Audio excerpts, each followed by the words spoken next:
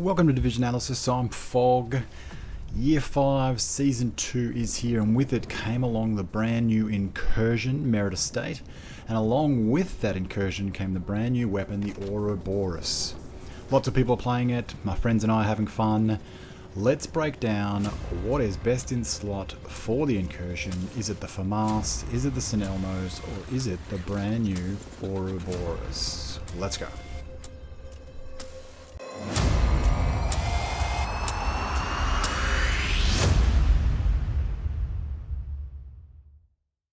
I'm loving the Incursion, having a blast with mates playing this new mode, and it's some of the best fun that I've had in the Division 2 for quite some time, since the raids were released. The team spirit and the synergy that we're attempting to achieve is definitely one of the most fun things that you can do in the Division 2. But with this Incursion comes some excellent mechanics that have been introduced, but also a limited number of enemies that we're going to face, being a faction of cleaners and some other bosses along the way. The thing about the introduction of these cleaners is that they are different to the normal cleaners, and they're different to the open world in that many of them actually share exactly the same amount of health points, or very, very close to it, as opposed to open world, where they have very different health points. In the case of these three enemies here, they all have almost exactly 20 million health points. It's a roundabout, a very slight difference between them, made up of around 5 million health and about 14.5 to 15 million in armor. So that is a very regular occurrence of a very specific number, which actually helps us in order to build specifically for those enemies. Now the engineers, they come with about 80% less, so around 11.5 million in armor, and the reciprocal reduction in health. The flame heavies are actually easier to take down than any of the other enemies, providing that you can hit them in the weak point and focus on a single armor plate, where you can actually take them down in around about the same amount of time as what you can take an open world elite down, provided again you hit those specific spots. And in this case it's only 11 million hit points needed in order to take this heavy down completely. So what I really want to focus on is the predominant engagements that you're going to have, which is basically these types of enemies here. Now for the Incursion, there's been a lot of, to be honest, very excellent guide videos that have come out, and I am incredibly impressed at the level of synergy that people have been able to achieve. Predominantly we've got two builds that are climbing to the top as far as a pure DPS build. Now whether or not you agree with the pure DPS format, that's what I'm going to be using for the analysis as we go forward.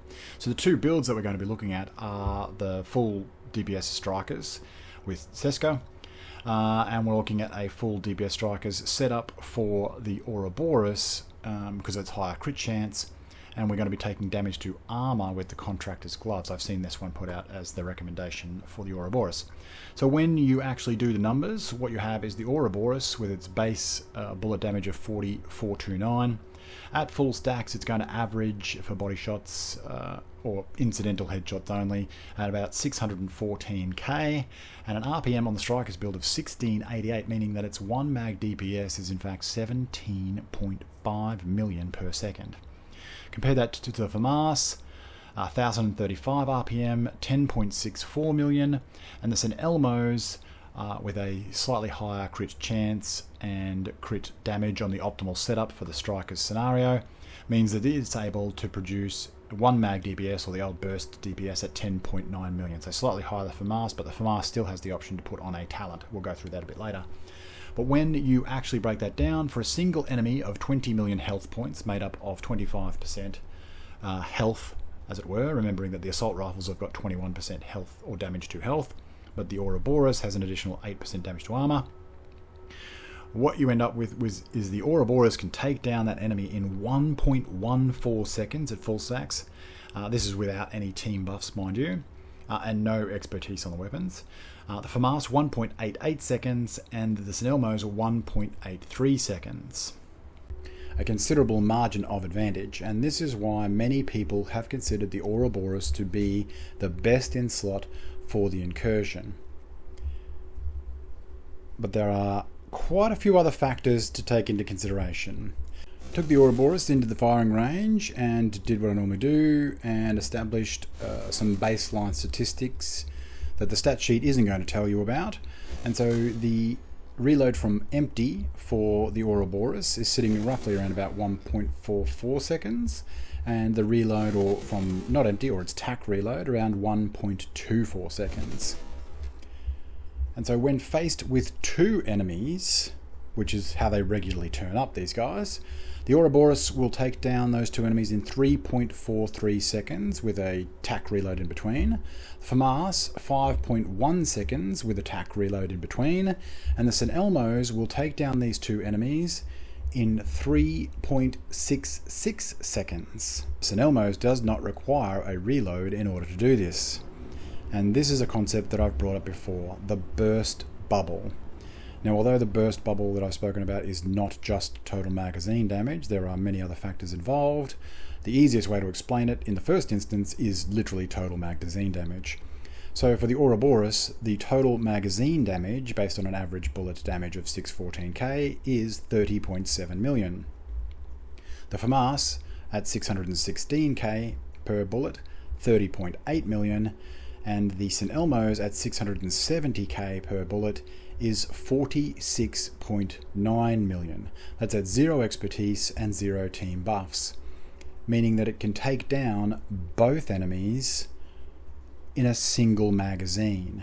Its duration for the amount of time that it can do its 10.9 million DPS extends far further than the amount of time that the Ouroboros can deliver its 17.5 million DPS. The number of seconds, or the S in the DPS, matters. Now, another factor that reduces your burst bubble or reduces your total magazine damage into effective damage is accuracy, or rounds on target. Now, if you're one of these record holders, which I say in inverted commas, that has 0 by recoil on your shotgun, or has 0 by rock or roll in your rock and roll shotgun, or has 0 by bounce in your FAMAS, and you're able to beam drones at 50 meters without a single variation in the stability of your weapon, then this doesn't apply to you. But for everybody else that doesn't have time to get good, accuracy plays a massive part in your overall ability to take down an enemy. So I got into the firing range. You saw me investigating the reload speeds, both tack and from empty for the Ouroboros. I started investigating the accuracy attribute for the Ouroboros and its weapon profile, its ability to hit body shots, its ability to hit headshots. And then after I'd finished that, I also investigated the optimal range of the weapon. Not only its drop-off point, which begins to degrade from 14 meters onwards, but also out to the weapon floor and what the floor damage amount is, all capable within the firing range for the Ouroboros because its optimal range is so short. At the 50 meter mark, the Ouroboros is delivering less than a half of its original damage. That degradation rate, which occurs from 14 meters onwards, is around 2% per meter. So when I plot the optimal range data against the FAMAS and the St. Elmo's, there is a significant difference in the damage output capable of this weapon in comparison to the other two, based on the distance that you are from your target.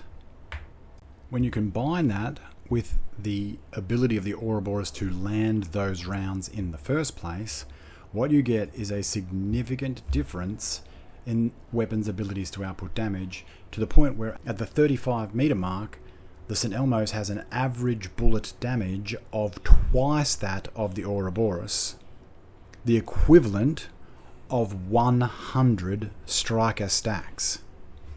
But with accuracy and accuracy alone, if we take just a shield bearer, and this is where your burst bubble really comes to the fore, in that although you're delivering damage to a shield outputting damage, this is nothing to do with your ability to burst that target down.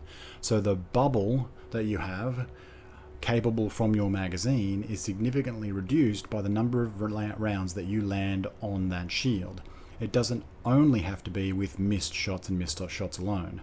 So whether you're missing shots or whether you're hitting the shield, your bubble reduces accordingly. But if you're hitting 100% rounds on target on the shield bearer, we've already established the St. Elmo's 1.83 seconds, Ouroboros 1.4 seconds. So a 0.69 second advantage to the Ouroboros, which is considerable. And that's why many people consider this to be a great weapon, that difference in burst damage. But that's at 100% accuracy.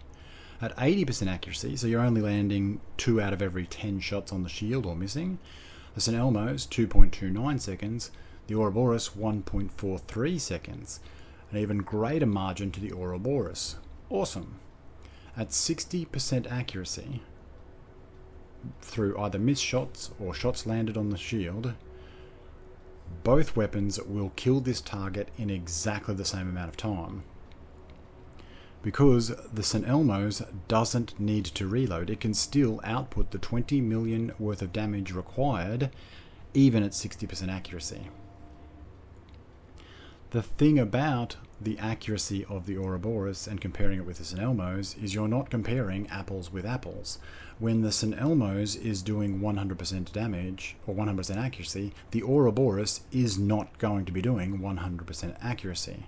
What you're most likely to be comparing is 100% accuracy for the St. Elmo's and probably 80% or less for the Ouroboros. When the St. Elmo's is only doing 80% accuracy, the Ouroboros is likely doing only 60 or less. And we have an offset for the amount of damage output or actual damage to the target is concerned. And it is a massive leveling factor with regards to this weapon's ability to output damage. Your burst bubble is also reduced by other factors like the number of stacks that you have. And in situations like the very opening where you're taking down the turrets, your stacks, at least the way we do it, is at 0 when you start. And it is the St. Elmo's that is still able to burst down the turret in a single magazine, whereas both of the other weapon systems are not capable at 0 stacks to do so.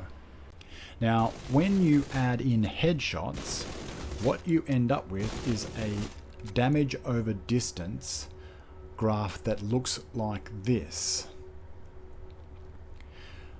But this is assuming that each of the weapons are producing 100% of their own damage, and as we've already established, the Ouroboros is producing more damage.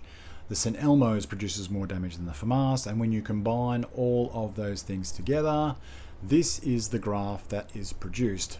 Remembering that the FAMAS at this point in time has no talent on the weapon currently, and we're not attributing any damage to either of the exotic weapons either. So as you can see, our inside 15 meters, it's the Ouroboros that is delivering the most amount of damage. And I don't think that really comes as any surprise to anybody, but as soon as you hit that 14 meter mark, essentially, it is the St. Elmo's that holds that lead for the rest of the duration.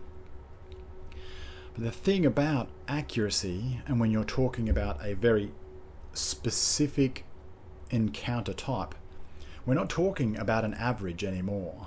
What we are talking about is a weighted encounter.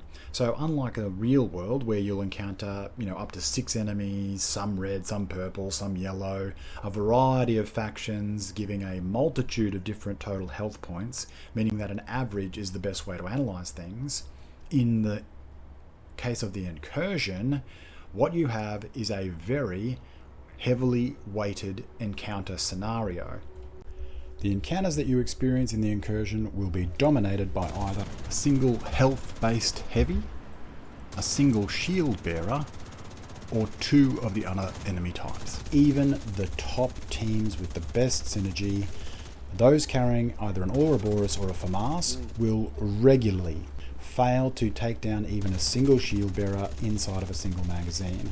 It is impossible for those weapon types to take down the 2 enemies that come out at once in a single magazine. So on the times where the Ouroboros or the FAMAS fails to take down the single shield bearer in a single magazine, and on every single time that you are faced with 2 enemies at a time, the St. Elmo's is improving its DPS by not having to reload where the other 2 weapon systems do.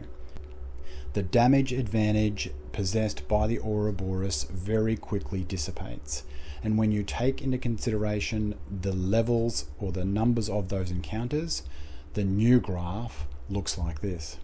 Now, despite the significant lead that the St. Elmo's has clearly established across the board, and with no consideration given to the St. Elmo's excellent damage talent, at the end of the day, this incursion really is about taking down these bosses, most specifically the Lovebirds and also Right.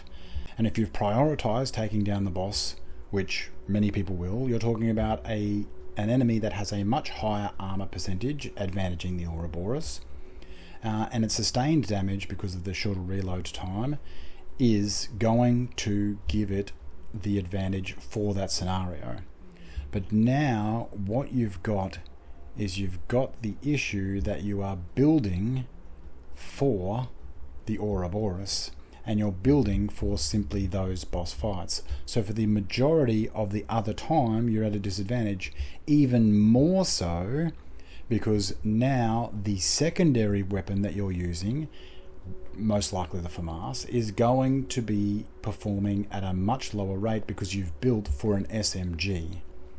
So any talent that you add to the FAMAS is literally only going to get it back to the deficit that we saw before. What I have seen is teams using this combination of the FAMAS and the Ouroboros in one of 2 ways. Either the Ouroboros is their close range weapon and the FAMAS is their long range weapon, which doesn't negate the fact that when at long range, the FAMAS is definitely going to be putting out much less damage than what the St. Elmo's is, but in those close range scenarios, the Ouroboros is definitely going to be winning. Or what I've seen them do is they are swapping or hot swapping between the 2, either between the Ouroboros and the FAMAS, and reloading at the last moment, swapping the weapon so that the weapon is reloading whilst in the inventory, thereby negating the slow reload time of the FAMAS, averaging out the damage. The thing is when you do either of those 2 things, you are still going to experience a deficit to the St. Elmo's regardless of which scenario that you face. In this case, the best average performing weapon is definitely the St. Elmo's, and it's only in the very specific situation inside 6 meters where you can land 100% shots where the Ouroboros takes over the lead. And the funny thing is, it's not even the burst damage of that weapon that's counting, it's the sustained damage of the Ouroboros, which is a combination of its damage output plus the frequency of which it can deliver that damage with its very short reload time. I've been saying for quite some time that burst damage is a very small portion of a very big picture when it comes to damage in this game, and in my opinion, one of the least impactful of all the statistics that you can use to decide on what is best in slot. And whether it's the Ouroboros or the St. Elmo's that's going to be best for you in the incursion will come down to the number of times that you are able to take down 2 enemies in a single magazine with your St. Elmo's, and the number of times that you would fail to take down a single enemy in a single magazine with the Ouroboros. But if you don't have an Ouroboros yet, don't worry. St. Elmo's is going to do as good, if not a better job, and when it comes to close quarters boss fight damage, here's something that the shooting range won't tell you. If you use an overcharged booster hive for the bosses, then the reduction in reload time, the improved handling, and the fact that you're within 5 meters, along with, or the higher level of damage to armor, means that any ACS 12 will produce a higher sustained damage than what the Ouroboros does. I'm not here to tell you what to do, I'm not your mum, I'm just here to bring the information. You decide what is best in slot for you, your outcomes, and your team dynamic. Hit the subscribe button, hit the like button, it helps, and I will see you in the next one. Fog out.